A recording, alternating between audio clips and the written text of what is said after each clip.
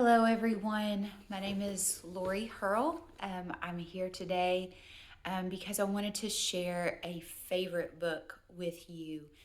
I have chosen to read aloud Diary of a Wimpy Kid, The Last Straw. These books are favorites of many kids, including my own and my students. And so I wanted to take a moment and read this book to you. One of the great things about this book and all of the Diary of a Wimpy Kid books are that they're easy to find at your local library, the public library, as well as your school library. You may even have this book on your shelf at home. So I would invite you to go pick up the book, whether it's at your home, at the library, come back to this video and read along with me. If you don't have the book and you still want to listen, I'm going to try to make the text visible for you so that you can read along that way. All right, so here is Diary of a Wimpy Kid, The Last Straw. It's written by Jeff Kinney. So, January, New Year's Day. You know how you're supposed to come up with a list of resolutions at the beginning of the year to try to make yourself a better person? Well, the problem is it's not easy for me to think of ways to improve myself because I'm already pretty much one of the best people I know. So this year, my resolution is to try and help other people improve. But the thing I'm finding out is that some people don't really appreciate it when you are trying to be helpful. I think you should work on chewing your potato chips more quietly. One thing I noticed right off the bat is that the people in my family are doing a lousy job sticking to their New Year's resolutions. Mom said she was going to start going to the gym today, but she spent the whole afternoon watching TV. And Dad said he was going on a strict diet, but after dinner, I caught him out in the garage stuffing his face with brownies. Slurk, slurk. Even my little brother Manny couldn't stick with his resolution. This morning he told everyone that he's a big boy and he's given up his pacifier for good. Then he threw his favorite binky in the trash. Well, that New Year's resolution didn't even last a full minute. The only person in my family who didn't come up with a resolution is my older brother Roderick, and that's a pity because his list should be about 1.5 miles long. So I decided to come up with a program to help Roderick be a better person. I called my plan 3 Strikes and You're Out. The basic idea was that every time I saw Roderick messing up, I'd mark a little X on his chart. Well, Roderick got all 3 strikes before I even had a chance to decide what "you're out" meant. Punch, punch, punch. Anyway, I'm starting to wonder if I should just bag my resolution. It's a lot of work, and so far I haven't really made any progress. Besides, after I reminded Mom for like the billionth time to stop chewing her potato chips so loud, she made a really good point. She said, "Everyone can't be as perfect as you, Gregory." And from what I've seen so far, I think she's right. Thursday. Dad is giving this diet thing another try, and that's bad news for me. He's gone about 3 days without eating any chocolate, and he's been super cranky. The other day, after Dad woke me up and told me to get ready for school, I accidentally fell back asleep. Believe me, that's the last time I'll make that mistake. Wake up! Yank. Part of the problem is that Dad always wakes me up before Mom's out of the shower, so I know that I still have like 10 minutes before I need to get out of bed for real. Yesterday, I came up with a pretty good way to get some extra sleep time without making Dad mad. After he woke me up, I took all of my blankets down the hall with me and waited outside the bathroom for my turn in the shower. Then I lay down right on top of the heater vent, and when the furnace was blowing, the experience was even better than being in bed. The problem was the heat only stayed on for about 5 minutes at a time. So when the furnace wasn't running, I was just lying there on this cold piece of metal. Chatter, chatter, chatter. This morning, while I was waiting for Mom to be done with her shower, I remembered someone gave her a bathrobe for Christmas, so I went into her closet and got it. Let me just say, that was one of the smartest moves I've ever made. Wearing that thing was like being wrapped in a big fluffy towel that just came out of the dryer. In fact, I liked it so much, I even wore it after my shower. I think Dad might have been jealous. He didn't come up with the robe idea first because when I came to the kitchen table, he seemed extra grumpy. Morning. I tell you, women have the right idea with this bathrobe thing. Now I'm wondering what else I'm missing out on. I just wish I had asked for my own bathrobe for Christmas because I'm sure Mom is going to make me give hers back. I struck out on gifts again this year. I knew I was in for a rough day when I came downstairs on Christmas morning and the only presents in my stocking were a stick of deodorant and a travel dictionary. I guess once you're in middle school, grown-ups decide you're too old for toys or anything that's actually fun. But then they will still expect you to get all excited when you open the lame gifts they get you. Math is rad. It'll help you get a jump start on algebra. Most of my gifts this year were books or clothes. The closest thing I got to a toy was a present from Uncle Charlie. When I unwrapped Uncle Charlie's gift, I didn't even know what it was supposed to be. It was this big plastic ring with a net attached to it. Uncle Charlie explained that it was a laundry hoop for my bedroom. He said I was supposed to hang the laundry hoop on the back of my door and it would make putting away my dirty clothes fun. At first, I thought it was a joke, but then I realized Uncle Charlie was serious. So I had to explain to him that I don't actually do my own laundry. I told him I just throw my dirty clothes on the floor and Mom picks them up and takes them downstairs to the laundry room. Then a few days later, everything comes back to me in nice folded piles. I told Uncle Charlie he should just return the laundry hoop and give me cash so I could buy something I'd actually use. That's when Mom spoke up. She told Uncle Charlie she thought the laundry hoop was a great idea. Then she said that from now on, I'd be doing my own laundry. So basically, it ends up that Uncle Charlie got me a chore for Christmas. It really stinks that I got such crummy gifts this year. I put in a lot of effort buttering people up for the past few months, and I thought it would pay off on Christmas. Now that I'm responsible for my own laundry, I guess I'm kind of glad I got a bunch of clothes. I might actually make it through the whole school year before I run out of clean stuff to wear. Monday. When me and Riley got to our bus stop today, we found a nasty surprise. There was a piece of paper taped to our street sign, and it said that effective today, our bus route was rezoned. And what that means is now we have to walk to school. Well, I'd like to talk to the genius who came up with that idea because our street is almost a quarter of a mile from the school.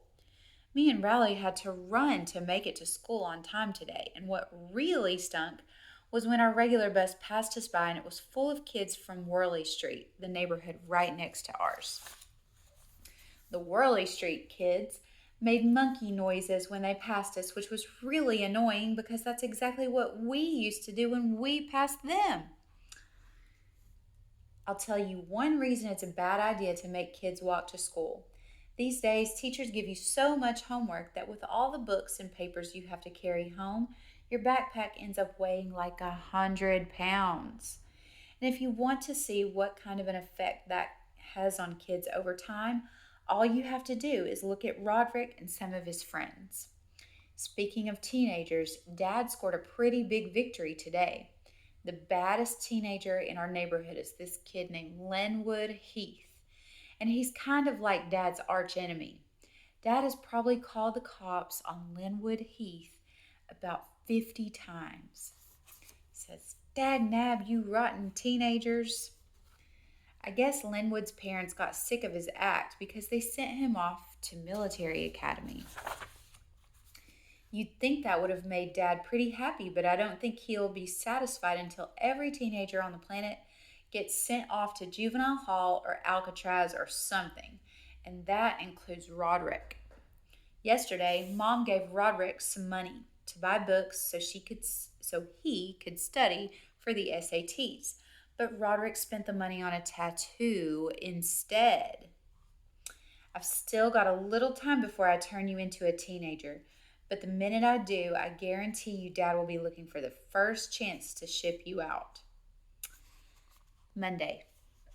For the past week or so, Manny has been getting out of bed every night and coming downstairs. Instead of putting him right back to bed, Mom let Manny sit with us and watch TV. It's really not fair because when Manny is with us, I'm not allowed to watch any of the shows I like. All I can say is when I was a kid, there wasn't any of this getting out of bed stuff. I did it once or twice, but Dad put a stop to it real quick. There was this book Dad used to read to me every night called The Giving Tree. It was a really good book, but the back of it had a picture of the author, this guy named Shel Silverstein. But Shel Silverstein looks more like a burglar or a pirate than a guy who should be writing books for kids. Dad must have known that picture kind of freaked me out because one night after I got out of bed, Dad said, "If you get out of bed again tonight, you'll probably run into Shel Silverstein in the hallway." That really did the trick. Ever since then, I still don't get out of bed at night, even if I really need to use the bathroom. I don't think Mom and Dad read Manny any Shel Silverstein books, which probably explains why he keeps getting up after they put him to bed. I've heard some of the stories Mom and Dad read to Manny, and let me just say that the people who write these books really have a racket going. First of all, there are hardly any words in them, so I'm sure it only takes about 5 seconds to write one. Silly bear yawning, silly bear sad, silly bear sleeping, silly bear glad. The end. I told Mom what I thought of Manny's books, and she said that if they were so easy to write, then I should be writing one myself. So that's exactly what I did. Trust me, it wasn't hard either. All you have to do is make up a character with a snappy name and then make sure the character learns a lesson at the end of the book. Now all I need to do is mail this thing off to a publisher and wait for the money to start rolling in. Wise Up, Mr. Sharp by Greg Heffley. Once upon a time, there was this man named Mr. Sharp who thought all these crazy thoughts. I don't know much, but I do know one thing. Polar bears are some useless animals. One day, Mr. Sharp took a ride in his car. Here I go, but then, oops.